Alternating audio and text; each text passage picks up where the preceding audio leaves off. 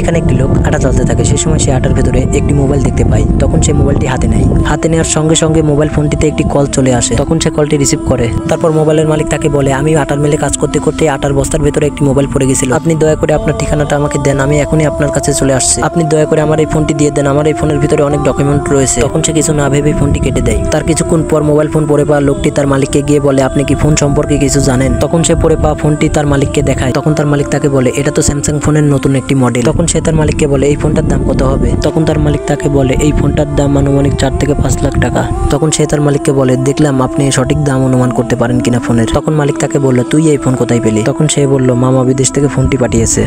আর এদিকে ফোনের মালিক রেজিস্টার খাতা চেক করে দেখে আজকে কয়জনের কাছে আটা পাঠানো হয়েছে। তখন তার কর্মচারী তাকে বলে, মোট 5টি দোকানে পাঠানো হয়েছে আর একটি হোটেলে। তখন ফোনের মালিক হোটেলে গিয়ে ওই লোকটিকে জিজ্ঞাসা করে, তুমি কি এই হোটেলে কাজ করো? তখন ওই লোকটি রেগে গিয়ে বলে, তোমাকে কি আমার পরিচয় দিতে হবে? তখন ফোনের মালিক তার আওয়াজ শুনে বুঝতে পারে এই ফোনটি এই লোকটি চুরি করেছে। তখন ফোনের মালিক তাকে বলে, আই থাকতে এখনই ফোনটি দিয়ে দে। তখন ফোনের মালিক তাকে বলে, আমি ফোন হারানোর পর মোট 5টি বস্তা সাপ্লাই দিয়েছি, তার মধ্যে 4টি দোকানে গেছে আর একটি হোটেলে। তখন ফোনের মালিক তাকে বলে, আমি ফোনে কথা বলার সময় এই আইসক্রিম আলার আওয়াজ শুনেছি এবং তোর কাছে আসার পরও এই আইসক্রিম আলার আওয়াজ শুনছি। এই কথা বলার পরই তাকে চেক করার সঙ্গে সঙ্গে তার পকেট থেকে ফোনটি বের হয়ে আসে।